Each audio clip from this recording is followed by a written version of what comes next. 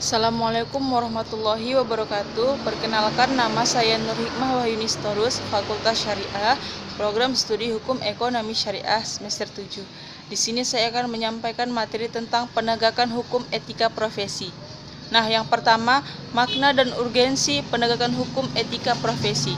Sebagai pedoman dalam bertindak dan berperilaku, etika dirumuskan dalam bentuk aturan atau kode tertulis yang secara sistematik dibuat berdasarkan prinsip-prinsip moral yang ada dan pada saat dibutuhkan akan dapat difungsikan sebagai alat untuk menghakimi segala macam tindakan yang secara logika, rasional, umum, atau disebut common sense, dinilai menyimpang dari kode etik. Kode etik dibuat dan diterapkan dari dan untuk kepentingan kelompok profesi itu sendiri.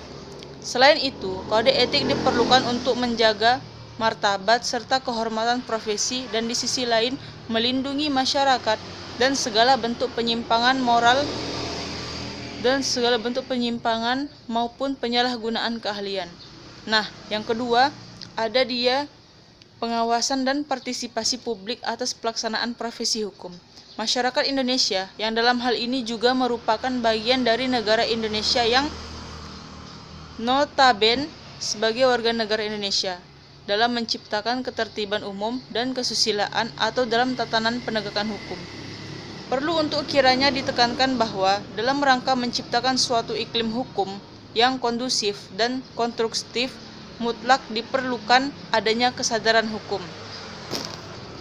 Nah, selanjutnya ada juga yang ketiga. Yang ketiga, penegakan oleh kelompok profesi hukum yang bersangkutan. Fokus perhatian ditunjukkan pada kode etik polisi, kode etik jaksa, kode etik hakim, kode etik advokat, dan kode etik notaris. 4 norma yang penting dalam penegakan hukum yaitu yang pertama kemanusiaan, keadilan, yang ketiga kepatutan atau equity, yang keempat kejujuran. Nah, yang selanjutnya yang kelima ada peradilan etik. Dengan dinamakan sebagai peradilan etik, maka itu berarti segala prinsip-prinsip yang berlaku di dunia peradilan hukum harus diterapkan juga di bidang etika. Misalnya, prinsip audi et alteram partem, bahwa semua pihak harus didengar atau diberi kesempatan untuk didengar. Selanjutnya yang kelima, ada juga dia implementasi sanksi pelanggar etika profesi hukum. Untuk meneliti dan mengikat sanksi yang diberikan oleh majelis kehormatan hakim dan bagaimana upaya hukum yang dapat dilakukan. Majelis kehormatan hakim mempunyai wewenang untuk memberikan saran dan pendapat kepada majelis pengawas atas dugaan pelanggaran kode etik.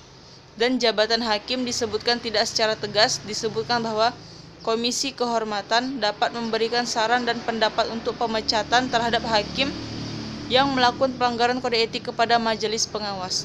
Nah, demikianlah yang dapat saya sampaikan. Saya sudahi. Wassalamualaikum warahmatullahi wabarakatuh.